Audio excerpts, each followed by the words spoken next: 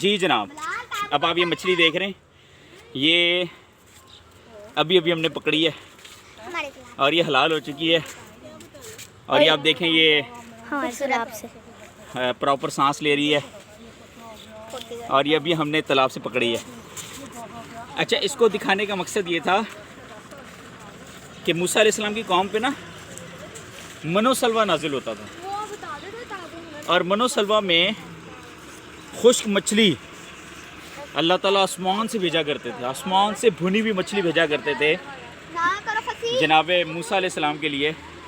اور بنی اسرائیل کے لیے۔ یہ اللہ تعالیٰ نے بنی اسرائیل کو نعمتیں دی تھیں، کیونکہ بنی اسرائیل اللہ پر ایمان لے آئے تھے، موسیٰ علیہ السلام کی پیروی کرنا شروع ہو گئے تھے، تو اللہ رب العالمین نے آسمان سے ان کے لیے بھنی ہوئی مچھلی،